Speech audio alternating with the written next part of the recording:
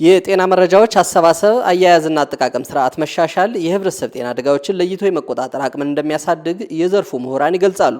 ከአሁን በፊት የጤናና ጤና ነክ መረጃዎች ማዕከል ባለመኖሩ ለብዙ ወጪና እንግልት የሚዳርጉ አሰራሮች ይስተዋሉ ነበር። ከችግሩ በመነሳት የኢትዮጵያ ህብረተሰብ ጤና ኢንስቲትዩት በሀገር አቀፍ ደረጃ ብሔራዊ የጤናና ጤና ነክ መረጃዎች አስተዳደርና ትንተና ማዕከልን እስከ ክልሎች በማቋቋም ባለፉት ዓመታት ለተመራማሪዎችና የጤና ፖሊሲ አውጪዎች በሚሆን መንገድ መረጃዎች እየተሰባሰቡና ትንተናዎች እየተሰሩ ይገኛል። ከዚህ በፊት የነበረው ዋነኛ የናሽናል ዳታ ማኔጅመንት ኤንድ አናሊሲስ ሴንተር እንዲመሰረት ያስፈለገበት አንደኛው ምክንያት ከዚህ በፊት የሚሰሩ የተለያዩ ጤናና ጤና ነክ መረጃዎች በአንድ ቦታ ተደራጅተው አለመቀመጥና ፍራግመንትድ በሆነ ሲስተም ውስጥ መሆናቸው ያሉትን መረጃዎች ወደ አንድ አምጥቶ ለበሽታ መቆጣጠርና መከላከል ግብዓት እንዲውሉ ለማድረግ እንዲያስችል ታስቦ የተደራጀ ክፍል ነው።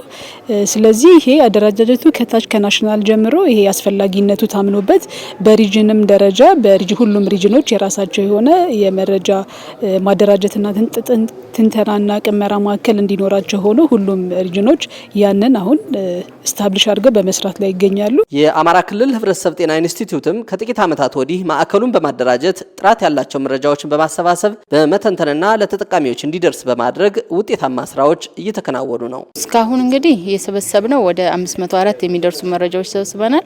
እንግዲህ መረጃዎችን ከሰበሰብን በኋላ የጥራት መፈተሻ ክራይቴሪያ አለን። ያን ክራይቴሪያውን ያለፉትን ወደ 180 የሚደርሱ መረጃዎች በይነመረብ ላይ አሁን ማንኛውም ማህበረሰብ በሊንኩ ገብቶ ማግኘት እንችል እዛ ሪፖዚተሪ ላይ ያስቀምጠናል። መረጃ ስንቀበልም ሲስተም አልምተን በዛ ሲስተም ነው።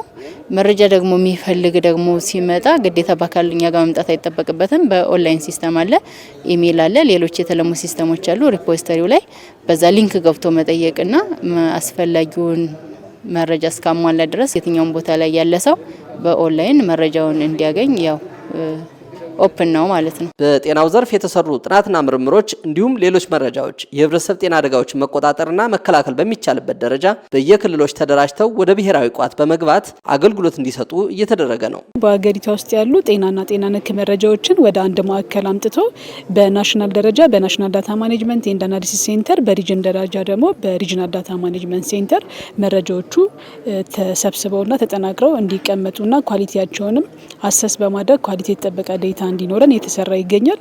የተሰበሰቡትን መረጃዎች ደግሞ ለፕላኒንግ፣ ለሞኒተሪንግ እና ደግሞ ለተለያዩ ዲሲሽን ለመጠቀም እነሱን በመተንተንና በማጠናቀርና በመተንተን ለጤና ስራ ግብዓት እንዲውሉ የተሰራ ይገኛል ማለት ነው።